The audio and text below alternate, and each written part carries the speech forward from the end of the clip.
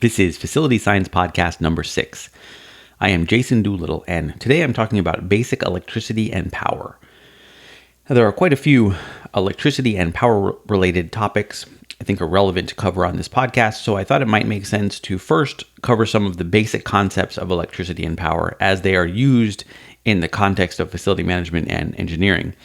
And so by the end of this, I hope to leave you with a good understanding of the concepts of voltage, current, and power. So to start, electricity is a form of energy that involves the movement and interaction of charged particles. And charged particles usually means electrons, but that's not really that important here. All right, so we'll start with voltage. Voltage can be thought of as representing the amount of energy each charged particle has relative to some other place, and hopefully I'll be able to make that idea of some other place clearer. In our context, this effectively means how much energy each charged particle will deliver to the elements in a circuit as it travels through, and I'll define what a circuit is in a bit. Another name for voltage is electric potential, and a good analogy for electric potential or voltage is the idea of gravitational potential energy or gravitational potential. So if you pick up a rock off the ground, you lift the rock up and you do work on the rock to move it against gravity. So you're moving it through the gravitational field, almost like you're pulling on a spring. And the rock now has what is called gravitational potential energy proportional to the height you're holding it. So if you drop the rock will fall back to the ground, delivering that energy to whatever it hits. So the energy, the same amount of energy that you spent lifting it up. And voltage is similar, except instead of rocks moving through a gravitational field, we have charged particles, electrons, moving through an electric field. And instead of an effectively stationary field like gravity, we create the electric field where we want it and at the strength suitable for our application, like with a generator or a battery or a solar panel or whatever. And of course, there are naturally occurring electric fields, but I'll call that outside the scope of this podcast. Now, potential energy, whether that be gravitational, so lifting the rock against gravity, or electrical, so voltage, has to be measured relative to something. An object will move from an area of a higher potential to an area of a lower potential, so the rock always falls down toward the earth. And you can't tell how much energy the rock is going to give to whatever you drop it on without knowing the distance you're dropping it from. And the higher you bring the rock before dropping it, the more energy it will have when it hits the ground. The same can be said for charged particles in an electric field. They're going to move from the higher potential, the higher voltage, to the lower potential or the lower voltage, and the amount of energy they deliver will be related to the difference in voltage between those 2 points. A voltage is measured in volts, not surprisingly, and common values of voltage inside of buildings are 120, 208, 277, 480, 240, 220, 600, and also we commonly use 12 and 24 volts for control systems. All right, next topic is current, and current is measured in amps or amperes. So if voltage can be understood to represent the amount of energy each charged particle can expend in the circuit, current represents the number of charged particles flowing through the circuit at any given time. So this is a measurement of the rate of flow of charged particles. And the path followed by the current is made up of in the case of a circuit we built, is made up of the wires and devices in the circuit. Again, I'm going to define circuit in a little bit here. And the amount of current that will flow is determined by the materials of those circuit elements. So in the simplest circuits, we can calculate the current that will flow if we know the voltage of the current source and the resistance of the elements in the circuit. So resistance is a property of materials. You can almost think of it like friction or something like that. A material with a low resistance allows a lot of current to flow, while a material with a high resistance allows less current to flow. And a material that lets current flow easily, like copper wire, for example, is called a conductor, while a material that doesn't let current flow very easily, like many types of plastic, is called an insulator. And voltage, resistance, and current are related by a formula called Ohm's law. And Ohm's law says that voltage equals current times resistance. So given a constant voltage, a circuit with a higher resistance will let less current flow, while a circuit with a lower resistance will let more current flow. And it actually gets much more complicated than this, but the main point is that the amount of current that will flow in a circuit is determined by the devices and the materials in the circuit. Now, there's different types of current. So the concept of direct current versus alternating current. Direct current is kind of like the obvious thing you might think of when you think of current. It's easiest to think of a battery. The battery has a positive and negative terminal. The positive terminal is at a higher voltage than the negative terminal, and the charges travel out of the battery from the positive terminal through the elements of the circuit and back into the battery through the negative terminal. And a little side note, this isn't actually true. The charges that actually flow are electrons, which are negative charges, and they technically flow the other way from the negative terminal to the positive terminal. But by convention, we talk about voltage and current as if there are positive charges flowing from the positive terminal to the negative terminal. It doesn't really matter as long as we're consistent. Now, the alternative to direct current is alternating current. And in this case, the current periodically changes direction because the voltage source periodically changes polarity, as in which side has the higher voltage. In a battery, it's fixed. There's a plus and a minus, and the current only flows one direction. In an alternating current situation, the voltage, which side has the higher voltage, just changes back and forth. So it could also be called alternating voltage. So like I said, the batteries produce direct current, while common electric generators produce alternating current. And that's because they create electricity by rotating a magnet in a coil of wire, and the movement of the north and south poles of the magnet relative to each other causes the current to flow first one way, then the other. And DC, so direct current, and AC, that's alternating current, each have their advantages and disadvantages, and we generally choose whichever is more suitable for the application. And generally we get AC, alternating current, from the electric utility, and that's what we distribute throughout our buildings. And then there are many devices that want actually direct current, so those various devices can convert from AC to DC when DC is more suitable for the application.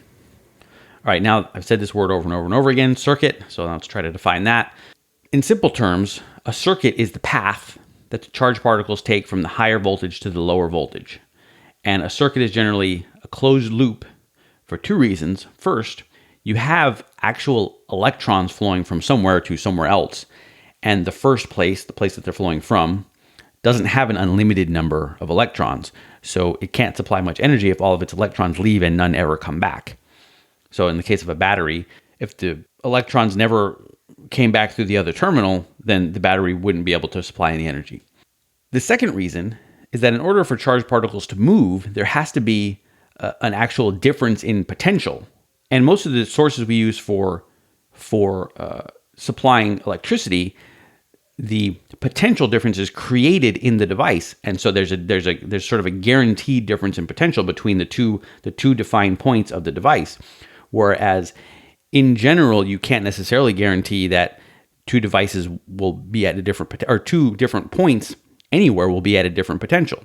And if there's no place for current to flow, you connect two things together, and now they're at the same potential, which is maybe a little hard to understand the way I'm explaining it, but generally that's why a circuit should be a closed loop. So that's the idea of a circuit. It's the path that the charged particles take from the higher voltage to the lower voltage, and generally, for the two reasons I stated, your circuit is going to be a closed loop. Now, there's a couple of circuit-related concepts we can talk about here. One is a term you'll hear, which is called an open circuit. And an open circuit is a condition where there's no path for charge to flow from an area of a higher voltage to an area of lower voltage. And in practical terms, this means that some device or wire has been disconnected or broken, or a switch has been opened. And so basically that closed loop has been broken. There's no more loop. And so no current will flow. Kind of the opposite of that is a short circuit.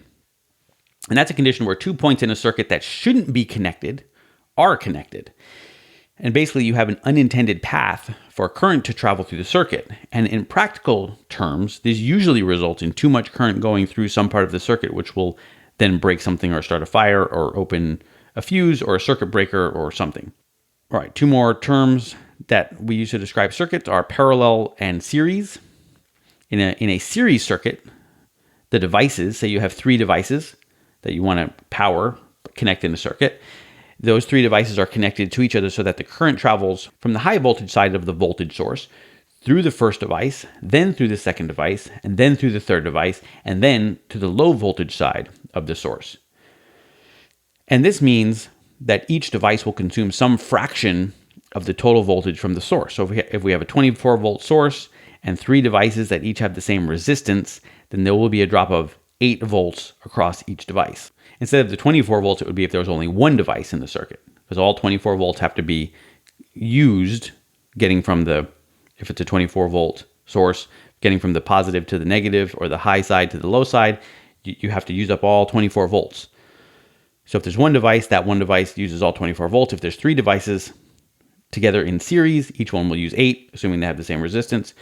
But when we're talking about power distribution in buildings, we might want to connect multiple devices to the same circuit, but real devices are designed to all use the same voltage, which is whatever the voltage is at the wall plug.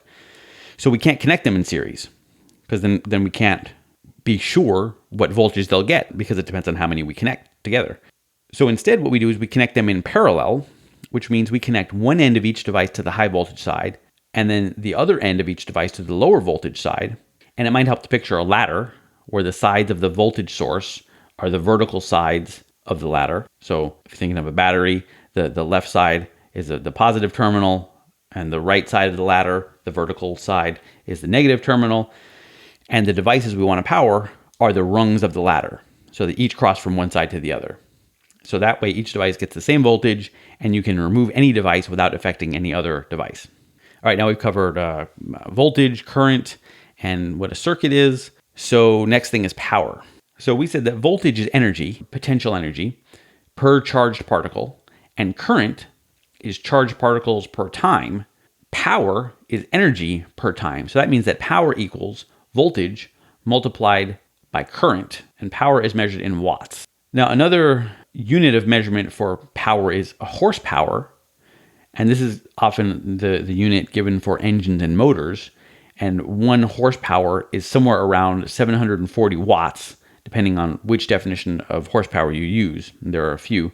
So for something like an electric motor, you can use the rated horsepower to approximate the current required by the motor at a given voltage. And so horsepower thing is just sort of like a historical vestige that we use to define power. But horsepower can be converted directly to watts, which is our general measure of power. Now, we have a device. When choosing and installing devices in our buildings, it's usually important to know the voltage and the current and the power requirements.